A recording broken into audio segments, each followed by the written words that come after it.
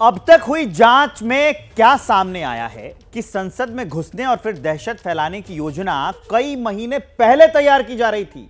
सभी आरोपी एक दूसरे को पहले से जानते थे। अब हम आपको बताने जा रहे हैं कि आखिर कैसे ये एक दूसरे के संपर्क में आए, कैसे जान पहचान हुई। एक एक पॉइंट ध्यान से समझिएगा। सोशल मीडिया पर इनकी जान पहचान होती है। ये जितने भी आरोपी हैं उनकी Facebook page Bhagat Singh fan club से ये आरोपी जुड़े हुए थे। एक फैन क्लब था, उससे ये जुड़े थे। आगे क्या है कि 1.5 साल पहले ये सभी आरोपी मैसूर में मिले भी थे। इनकी मुलाकात भी हुई थी, एक मीटिंग इन लोगों ने की थी और उसके बाद ये आगे बढ़ रहे थे। 9 महीने बाद फिर मुलाकात हुई। पहले ये मिले मैसूर में, उसके 9 महीने के बाद इनकी मुलाकात एक बार फिर से हुई और उस योजना पर ये लगातार काम कर रहे थे। 9 महीने बाद जब मिले उसके बाद क्या हुआ यह भी जान लीजिए। संसद में घुसने का प्लान यहां पर बनाया। पहले मैसूर में मिले, 9 महीने के बाद फिर मुलाकात की, उसके बाद फिर संसद में घुसने का इन्होंने प्लान बना लिया। मार्च में मनोरंजन ने संसद भवन की रेकी कर ली। जो इनका एक साथी है आरोपियों का मनोरंजन, उसने संसद की रेकी की कि कहां कहां से जाना है, कैसे कैसे घुसना है। इसके लिए अब जुलाई में सागर ने संसद के बाहर की रेकी की। एक जाता है तो संसद भवन की रेकी करता है, संसद भवन के बाहर जाके भी उसने रेकी की। मनोरंजन को पता चला जूतों की जांच नहीं होती है। उसने पहले पता किया रेकी की कि क्या होता है क्या नहीं होता है, और उसके बाद जब उसने देखा कि जूतों की जांच नहीं होती है, फिर इन लोगों ने पूरा प्लान बना लिया। 10 दिसंबर को सभी साथी इनके दिल्ली पहुंचे प्लान बनाने के बाद। उसके बाद गुरुग्राम में विक्की के घर पर ये रुके थे। दिल्ली पहुंचने के बाद गुरुग्राम गए, वहां वो रुके थे। अमोल महाराष्ट्र से स्मोक कैंडल लाया था। पूरी प्लानिंग थी कौन स्मोक कैंडल लाएगा और कौन क्या करेगा। 13 दिसंबर को सागर ने संसद का पास लिया, संसद का पास उसको मिल गया। उसके बाद क्या होता है, इंडिया गेट पर स्मोक कैंडल बांटी गई। जो ले आया था अमोल, उनका दोस्त जो था, सबको बांट दी गई और संसद भवन में दाखिल सागर और मनोरंजन हुए। वहां पर प्लान तैयार करके दर्शक दीर्घा से कूद गए सागर। स्मोक कैंडल के जरिए अब इन लोगों ने प्रदर्शन किया। तो ये पूरा हमने आपको समझाया कि कैसे वो मिले, कैसे मुलाकात हुई, कैसे प्लान बना और कैसे उन्होंने इस घटना को अंजाम दिया रेकी करने के बाद। साजिश की इस पूरी टाइमलाइन के बाद जो कुछ भी हुआ, पूरे देश ने नहीं बल्कि पूरी दुनिया ने यह देखा। इस पूरे घटनाक्रम में पास के लिए सिफारिश करने वाले बीजेपी सांसद प्रताप सिम्हा को चर्चा के केंद्र में ला दिया है। इस पूरे घटनाक्रम आरोपियों के बीजेपी से कनेक्शन पर सियासत ने आसमान पकड़ लिया है। गूंगी बहरी सरकार को जगाने के लिए वो नौजवान लोकसभा में कूद गए।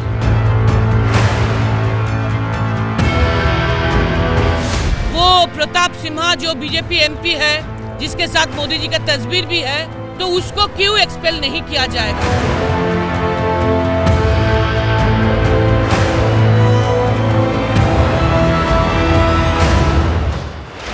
13 दिसंबर संसद में हुआ स्मोक कांड सियासत में बयान का बवंडर लेकर आया है। अगर सवाल पूछे जाए तो तुरंत बहिष्कार, ये क्या चलते हैं, ये ठीक नहीं।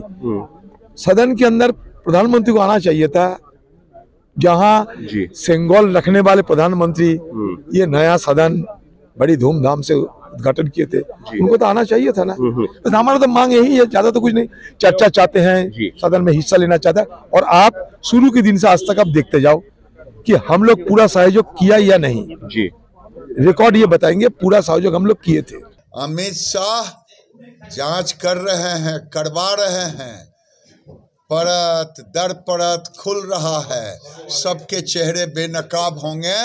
अमित शाह ठोक करके करारा जवाब दें। स्मोक कांड को लेकर विपक्ष लाल है, सियासत में उबाल है।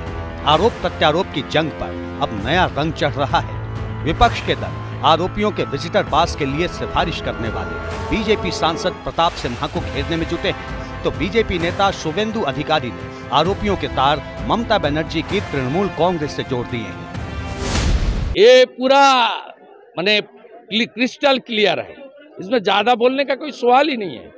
लोलितजा is a functionaries of TMC youth wings, he is closely associate with TMC माने रैंक एंड फाइल। विपक्षी दलों की मांग है कि संसद में घुसपैठ के मुद्दे पर गृह मंत्री अमित शाह सदन में बयान दें। लेकिन घटना के चौथे दिन भी गृह मंत्री अमित शाह ने जवाब नहीं दिया तो विपक्षी दलों ने हमले और तेज कर दिए। गृह मंत्री जी से लोग अपेक्षा कर रहे हैं कि इतनी बड़ी हादसा हुई है तो कम से कम सदन में आकर के इसकी बात को जो है रखें कि कहाँ गलती हुई, किनके कारण गलती हुई, कहाँ हम लैग किए। तो कम से कम एक अपेक्षा है कि गृह मंत्री सदन में सभी सांसदों के सामने वक्तव्य अपना दे। तो इसमें कोई बुरी बात तो है नहीं, लेकिन ब्रीच हुई है तो ये गंभीर मसला है, इसको लाइटली नहीं लेना चाहिए। होम मिनिस्टर आकर स्टेटमेंट दे, लेकिन होम मिनिस्टर वहां आना नहीं चाहते और स्टेटमेंट देना नहीं चाहते। क्यों हुआ, कैसा हुआ, क्या कारण है, इसके बारे में कोई बताना भी नहीं चाहते हैं। लेकिन आपके टीवी शो में जाकर घंटों से बैठते हैं, लेकिन 5 मिनट का स्टेटमेंट हाउस में आकर देकर क्लैरिफाई करके हाउस चलाने के लिए वो तैयार नहीं है। गृह मंत्री अमित शाह से जवाब इसलिए भी मांगा जा रहा है क्योंकि देश की संसद को सबसे ज्यादा सुरक्षित स्थलों में गिना जाता है।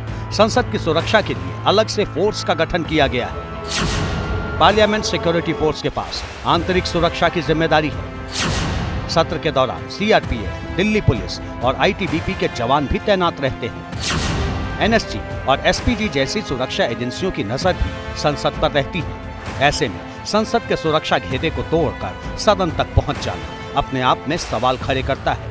यही सवाल अब विपक्ष की ओर से पूछा जा रहा है। सदन को धुएं से भर देते हैं और वो तब होता है जब ये देश 22वीं बरसी मना रहा था, सदन पर अटैक की और अश्रुपूरित श्रद्धांजलि दे रहा था उन लोगों को जिन्होंने सदन की हिफाजत में अपनी जान का बलिदान दिया, और ये कह रहे हैं कि इस पर हम राजनीति कर रहे हैं। किस बात का इंतजार करें, क्योंकि अनहोनी हो जाती। ईश्वर की कृपा थी कि कोई अनहोनी हुई नहीं, लेकिन इस तरह की जो सेंधमारी सुरक्षा में हुई वो सरकार की विफलता दिखाती है। और अपनी विफलता को छिपाने के लिए आप विपक्ष को ब्लेम करिएगा, अपनी सुरक्षा की विफलता को छुपाने के लिए आप विपक्ष के सांसद को निलंबित करिएगा, लेकिन अपने एमपी के खिलाफ कोई कार्रवाई नहीं करिएगा जिसके चलते वो लोग अंदर आए। अगर अनहोनी हो जाती तो राष्ट्रीय सुरक्षा के साथ तो दगा आपके एमपी ने किया, उसका निलंबन नहीं, उसका निष्कासन होना चाहिए। डिप्यूटी स्पीकर कहाँ हैं भाई साहब? कोई बीजेपी से पूछे, नहीं है अपॉइंट किए हैं। ज्वाइंट सेक्रेटरी कौन है जो पार्लियामेंट की सुरक्षा के जिम्मेदार हैं? अपॉइंट नहीं किए गए हैं। कोई बीजेपी से पूछे। आधे से ज़्यादा सुरक्षाकर्मी काम पे हैं, आधों की वैकेंसी है, क्यों एम्प्लॉय नहीं हुए? वो कोई केंद्र सरकार से पूछे।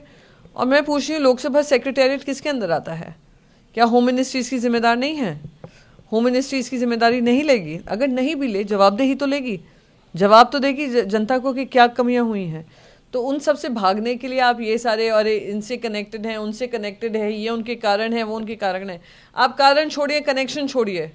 साइन किया था बीजेपी एमपी ने और सिक्योरिटी की जिम्मेदारी थी सरकार की। हालांकि स्मोक कांड को लेकर विपक्ष के नेता जिस तरह का नैरेटिव सेट करने की कोशिश कर रहे हैं, उसने नई बहस को जन्म दे दिया है। क्योंकि एक तरफ विपक्षी दल सरकार को घेरने की कोशिश कर रहे हैं, तो दूसरी ओर आरोपियों पर विपक्षी दलों के सुर नरम हैं। राहुल गांधी से लेकर अखिलेश यादव तक विपक्ष के तमाम नेता संसद में घुसपैठ के पीछे बेरोजगारी को बड़ी वजह बताने में जुटे हैं। सुरक्षा ब्रीच हुई है, वो है, बट क्यों हुई?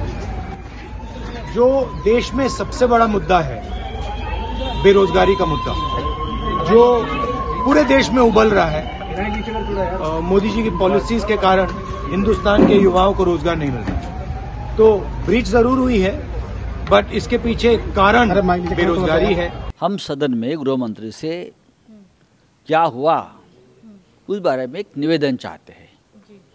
लोकसभा और राज्यसभा में जो हम सांसद है उस बारे में चर्चा करना चाहते हैं। उसमें राजनीति क्या है भाई? यानी संसद में सिक्योरिटी ब्रीच पर अब सहूलियत की सियासत आकार ले रही है। गिरफ्तार आरोपियों ने किसके इशारे पर संसद की सिक्योरिटी में घुसपैठ की? साजिश के पीछे कितने किरदार हैं और किरदारों के तार कहां तक जुड़े हैं, तस्वीर अभी साफ नहीं है। ऐसे में विपक्षी दलों की ओर से बेरोजगारी वाले तर्क ने बीजेपी को पलटवार करने का मौका दे दिया है। दावा है कि विपक्ष अराजकता को बढ़ावा दे रहा है। विपक्षियों का काम है हर चीज को, गलत काम को बढ़ावा देना। उनको कंडेम करने की बजाय ये उनके पक्ष में बोल रहे हैं, जो कि बहुत शर्मनाक बात है। मतलब स्मोक कांड की जांच अभी भले ही पूरी नहीं हुई है, सियासत फुल स्पीड में दौड़ रही है। आरोप प्रत्यारोप के बहाने एक दूसरे को सवालों के कटघरे में खड़ा करने की जद्दोजहद जारी है। जैसे ही घड़ी का काटा दोपहर 2:30 पे आए, बबीता जी का दिल सास बहू साजिश के लिए मचल जाए।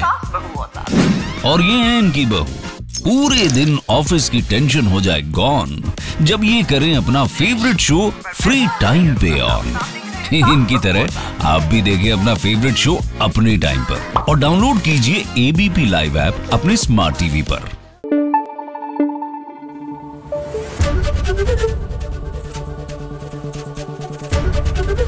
एबीपी न्यूज आपको रखे आगे।